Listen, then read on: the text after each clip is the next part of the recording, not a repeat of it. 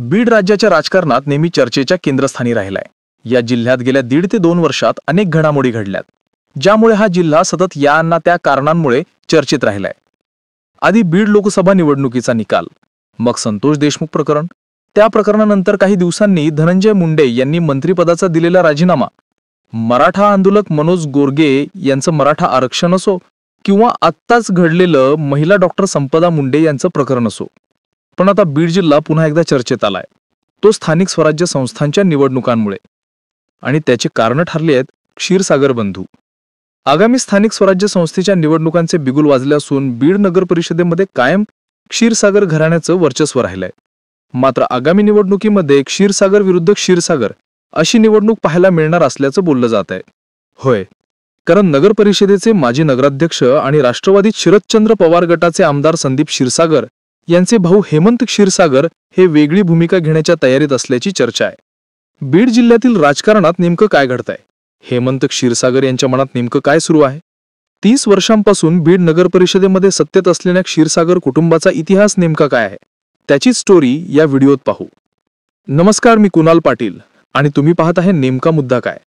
माजी मंत्री जयदत्त क्षीरसागर यांची साथ सोडून आमदार संदीप क्षीरसागर यांनी वेगळी भूमिका घेतली होती।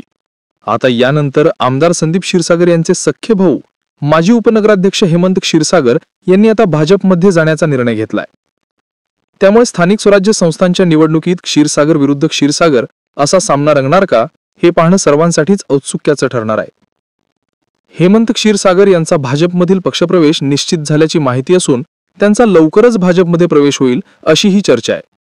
बीड विधानसभा मतदारसंघात आतापर्यंत आमदार संदीप क्षीरसागर यांना त्यांचे लहान भाऊ म्हणजेच हेमंत क्षीरसागर यांनी राजकीय प्रवासात खंबीर साथ दिली।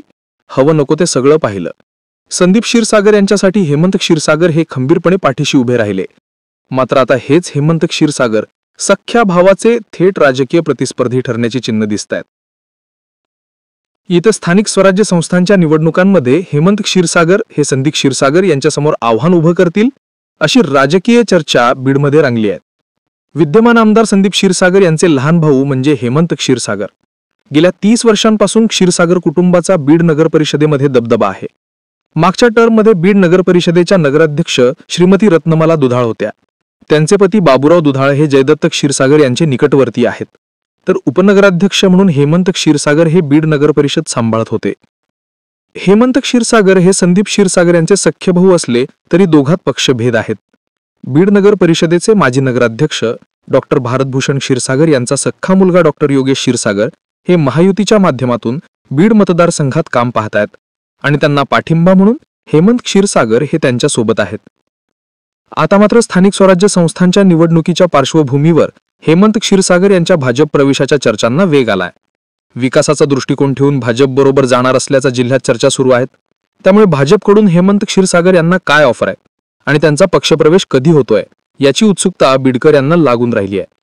विशेष म्हणजे क्षीरसागर कुटुंबातील राजकीय वाद कितीही टोकाचे असले तरी हे कुटुंब एकाच घरात राहतं। बीड शहरातील नगर रोडवर क्षीरसागर कुटुंबाचा बंगला आहे।